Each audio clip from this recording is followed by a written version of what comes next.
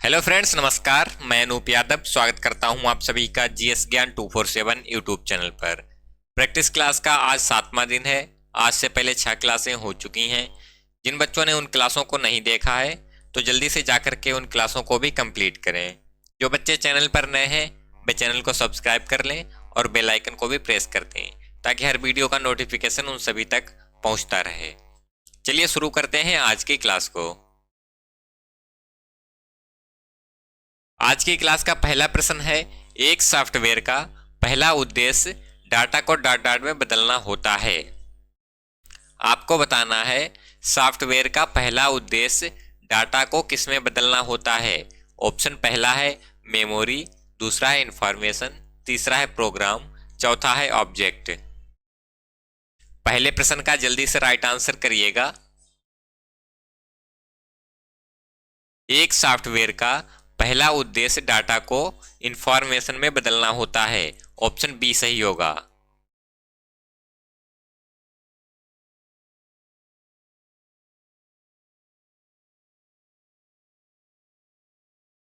अगला प्रश्न है, रैम का डॉट डॉट हिस्सा है। आपको बताना है रैम का हिस्सा कौन सा है। ऑप्शन पहला है कीबोर्ड, दूसरा है इंटरनेट, तीसरा है सिस्टम यूनिट, चौथा है मॉनिटर। बताइए रैम का कौन सा हिस्सा है। ऑप्शन आप सभी के सामने है, जल्दी से कमेंट करके बताइएगा। सिस्टम यूनिट, रैम का सिस्टम यूनिट हिस्सा है।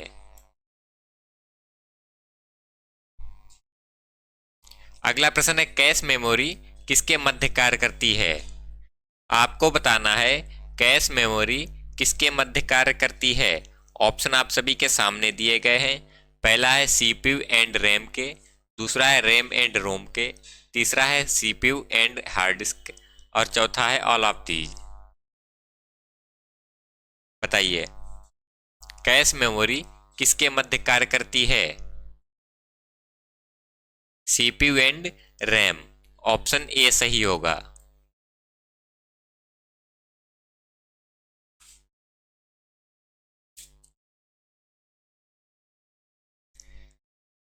अगला प्रश्न है, कौन सा बस मॉनिटर को सीपीयू से जोड़ने के लिए प्रयोग होता है।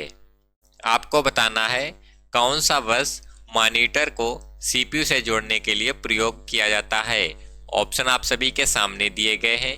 पहला है पीसीआई बस, दूसरा है हैक बस, तीसरा है एससीएसआई बस, चौथा है मॉनिटर बस। चौथे प्रश्न का क्या होगा राइट आंसर, जल्दी से कमेंट करके बताइएगा। ऑप्शन सी सही होगा, एससीएसआई बस। अगला प्रश्न है, उबंटू यूके की कंपनी द्वारा विकसित किया गया है। ऑप्शन पहला है ट्रू है, दूसरा है फॉल्स है। बताइए उबंटू यूके की कंपनी द्वारा विकसित किया गया है या फिर नहीं, जल्दी से कमेंट करके बताइएगा। ऑप्शन ए ट्रू होगा।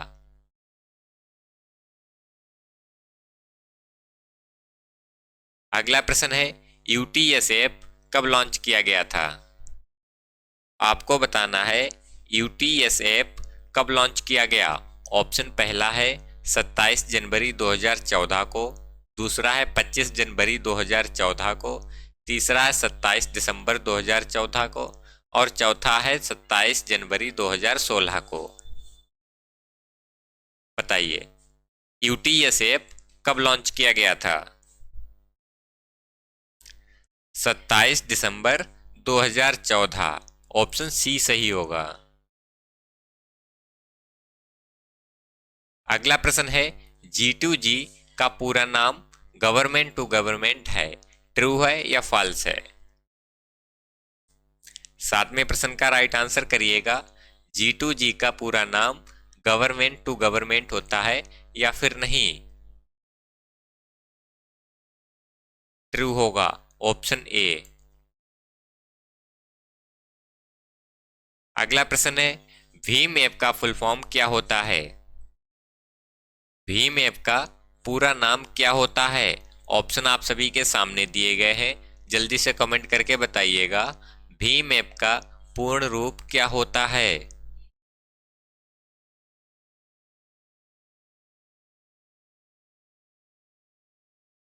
ऑप्शन बी सही होगा, Bharat interface for money.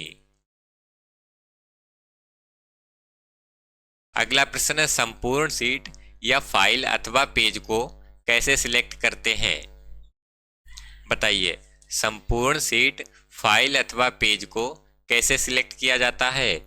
Option पहला है कंट्रोल प्लस एस से, दूसरा है कंट्रोल प्लस ए से, तीसरा है कंट्रोल प्लस बी से और चौथा है नन। बताइए, संपूर्ण सीट, फाइल अथवा पेज को ऑल सिलेक्ट करने की शॉर्टकट की क्या होती है? कंट्रोल ए, ऑप्शन बी सही होगा। अगला प्रश्न है, मैक का पूरा नाम क्या है?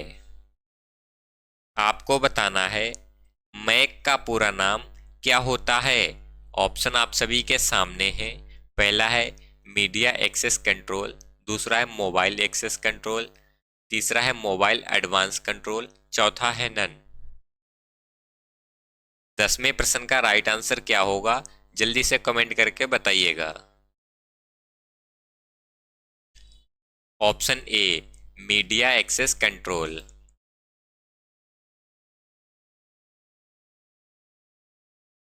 अगला प्रश्न है, WLL का अर्थ है? बताइए, WLL का पूरा नाम क्या होता है? ऑप्शन आप सभी के सामने दिए गए हैं, जल्दी से कमेंट करके बताइएगा, WLL का पूर्ण रूप क्या होता है?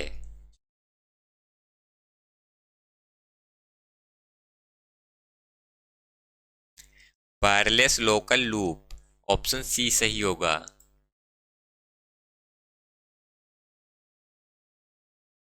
अगला प्रश्न है, फ्यूचर स्किल पोर्टल की शुरुआत कब हुई?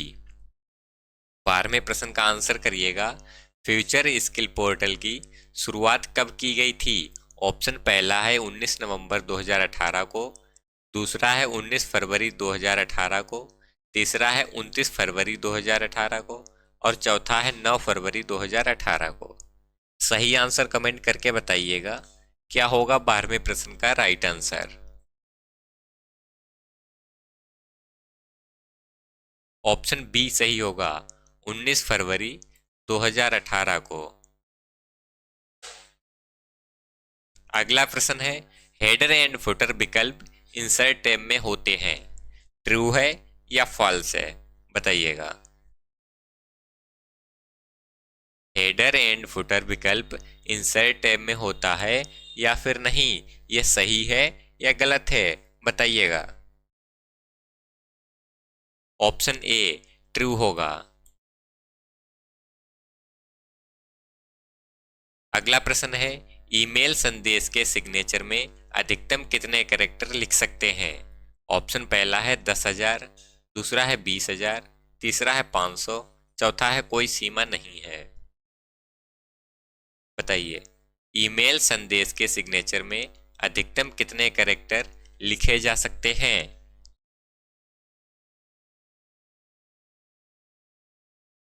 10,000, ऑप्शन ए सही होगा। अगला प्रश्न है, लिब्रे ऑफिस इम्प्रेस निम्न में से किसका उदाहरण है? आपको बताना है लिब्रे ऑफिस इम्प्रेस निम्न में से किसका उदाहरण है। ऑप्शन आप सभी के सामने दिए गए हैं। पहला है ऑपरेटिंग सिस्टम, दूसरा है प्रोसेसिंग डिवाइस, तीसरा है एप्लीकेशन सॉफ्टवेयर, चौथा है सिस्टम सॉफ्टवेयर। 15वें प्रश्न का राइट आंसर क्या होगा, जल्दी से कमेंट करके बताइएगा। लिब्रे ऑफिस इम्प्रेस निम्न में से किसका उदाहरण है? एप्लीकेशन सॉफ्टवेयर, ऑप्शन सी सही होगा।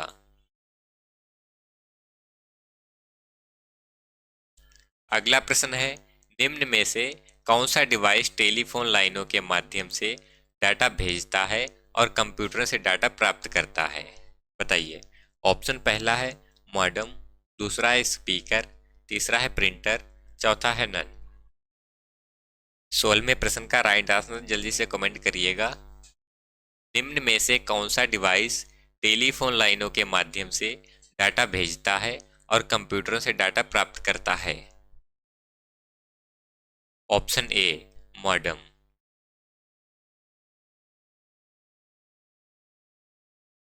अगला प्रश्न है, सेल का कंटेंट किस कुंजी के प्रयोग से एडिट किया जा सकता है? 17वें प्रश्न का राइट आंसर करिएगा। सेल का कंटेंट किस कुंजी के प्रयोग से एडिट किया जा सकता है? ऑप्शन पहला है F1, दूसरा है F2, तीसरा है F3, चौथा है इनमें से कोई नहीं।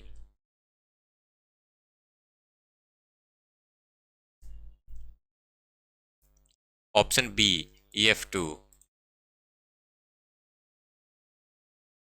अगला प्रश्न है, निम्न में से कौन सा किसी फिजिकल एड्रेस का पता होता है?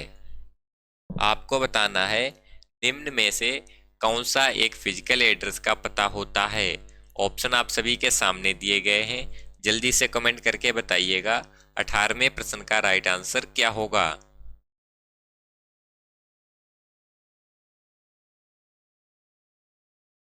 Media access control. Option A सही होगा। अगला प्रश्न है, वीआर का पूरा नाम क्या होता है? बताइए, वीआर का पूर्ण रूप क्या होता है? ऑप्शन आप सभी के सामने है, जल्दी से कमेंट करके बताइएगा। Virtual reality. ऑप्शन ए सही होगा।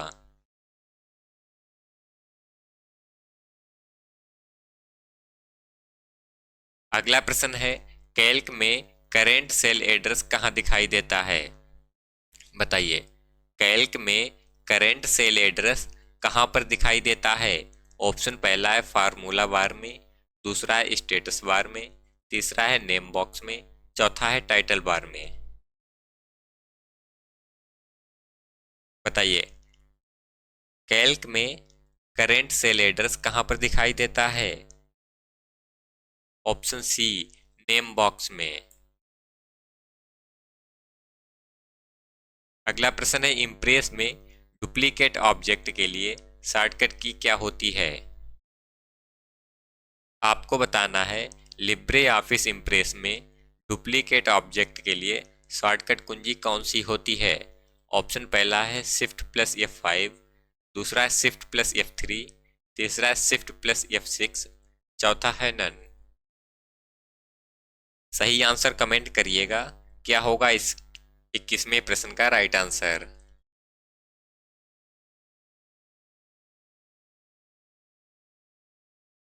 Shift plus F3, option B सही होगा।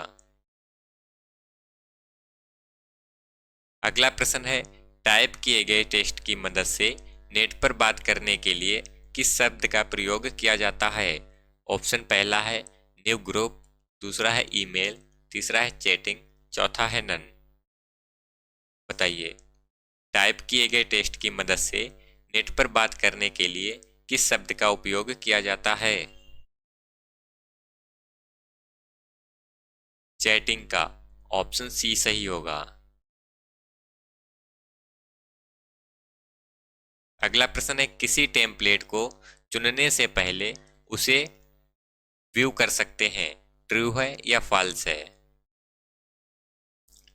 किसी टेम्पलेट को चुनने से पहले उसे व्यू किया जा सकता है या फिर नहीं? ऑप्शन पहला है ट्रू, दूसरा है फॉल्स, जल्दी से कमेंट करके बताइएगा 23वें प्रश्न का राइट आंसर क्या होगा। ऑप्शन ए ट्रू होगा। अगला प्रश्न है, एस्केप की से स्लाइड को रोका जा सकता है, सही है या गलत है? एस्केप की से स्लाइड को रोका जा सकता है या फिर नहीं, कमेंट करके बताइएगा। ऑप्शन ए सही होगा।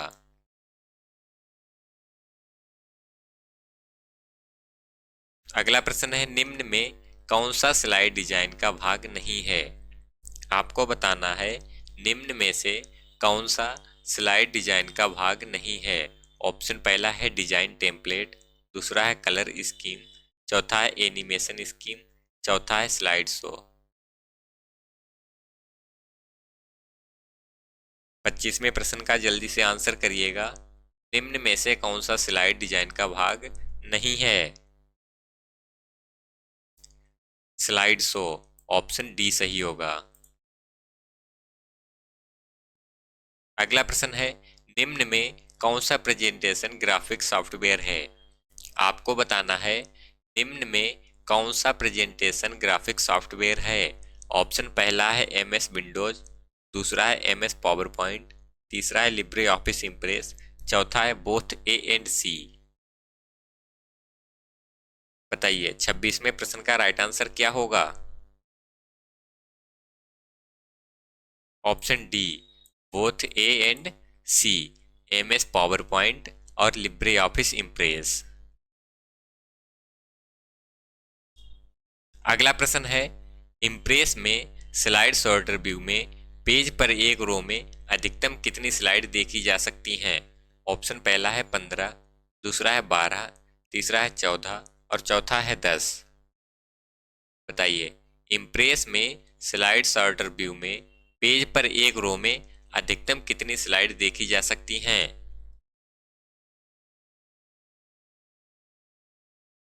15, ऑप्शन ए सही होगा। अगला प्रश्न है, उमंग में जी से क्या आशय है? ऑप्शन आप सभी के सामने है। पहला है गवर्नेंस, दूसरा है गवर्नमेंट, तीसरा है जनरेशन, चौथा है कोई नहीं। जल्दी से कमेंट करके बताइएगा उमंग में जी से क्या आशय है।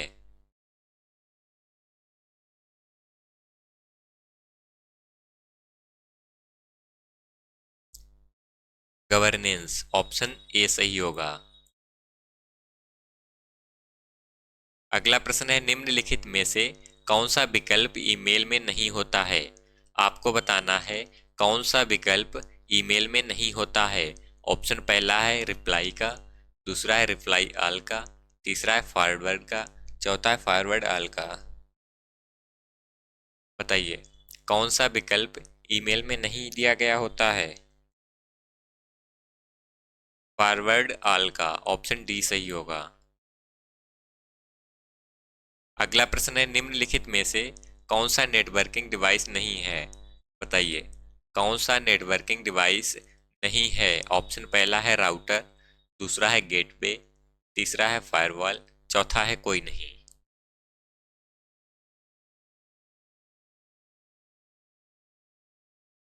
बताइए क्या होगा इस प्रश्न का राइट आंसर?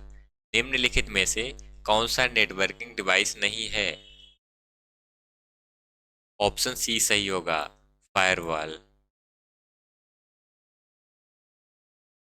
अगला प्रश्न है, निम्नलिखित में से कंप्यूटर के किस भाग को स्पर्श किया जा सकता है? ऑप्शन पहला है डाटा को, दूसरा है हार्डवेयर को, तीसरा है सॉफ्टवेयर को, चौथा है ऑपरेटिंग सिस्टम को। बताइए कंप्यूटर के किस भाग को छुआ जा सकता है? ऑप्शन बी, हार्डवेयर को। आज की क्लास यहीं तक थी। आशा करता हूँ यह क्लास आप सभी को पसंद आई होगी। क्लास पसंद आई है तो वीडियो को लाइक करें और चैनल को सब्सक्राइब कर लें। मिलते हैं अगली क्लास में, तब तक के लिए नमस्कार।